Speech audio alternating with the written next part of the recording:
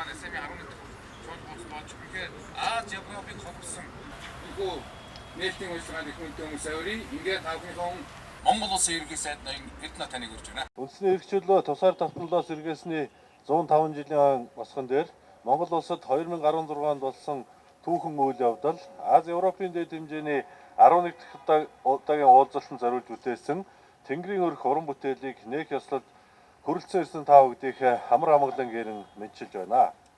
Аз Европ ТV-ийн олон орны төр засгийн тэргүүн Монгол улсад маань өнгөрсөн 100 жуулж дэлхийн асуудлыг хэлэлцсэн.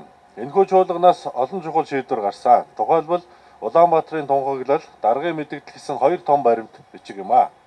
Энэхүү дэд түвшний уулзалтын үеэр Аз Европын чуулганы 20 жилийн ойг тэмдэглэлээ. АСЕАН бол нэг улсад 100 жилд нэг удаа тохиох онцгой үйл явдал юм а. Тиймээс Монголын төр жил бүрийн 10 дугаар сарын 17-ны өдөр буюу Монгол улс АСЕАН-ын чуулганыг эх орондоо зохион байгуулах эрх авсан түүхэн өдрийг АСЕАН-ын өдөр болгон зарласан байгаа.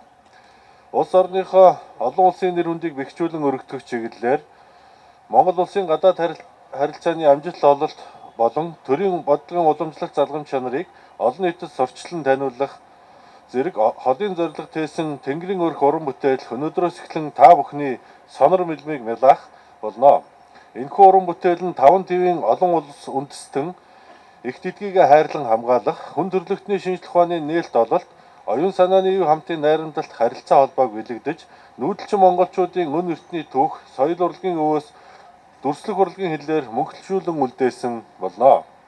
Тэнгэрийн өрх уран баримлын нүүрэн талд АСЕАН-ын 11 дахь удаагийн их уралд оролцсон 53 орны төрийн тэргүүн олон улсын байгууллагын төлөөлөгчдийн гарын үсгийг тоолон судгаж хийгээд ард талд нь дэлхийн бөмбөрцөг дээрх улс орнуудын газрын зургийг сэлсэн юм а.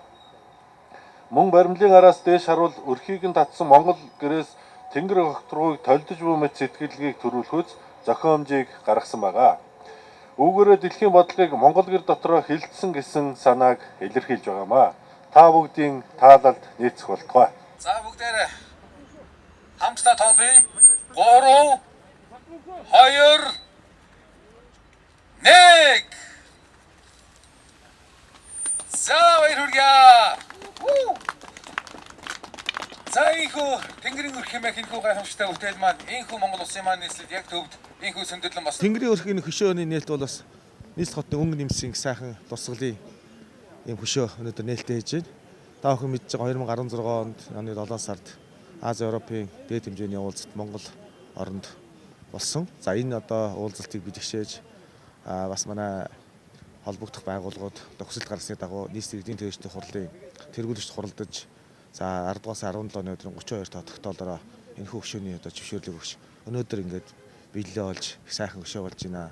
За энэ одоо хөшөөг байгуулснаар бид түрүү хэлсэн Улаанбаатар хотод их сайхан өнгө үзэмж нэмэн. За мөн бас хэдэн зуун жилийн дараа ч гэсэн бас Монгол улсад ийм дахин ийм том одоо уулзалт болсныг бас түүхэж гэрчиж ингэж үлдэж байгаадаа их онцлог гэж ойлгож байна. Энэ жил бол бас маш түүхэн бас ой болж байгаа. Нэгдсэн үндэсний байгууллагад гишүүн орноор ирсний 55 жилийн ой болж байгаагаар бас их онцлогтой.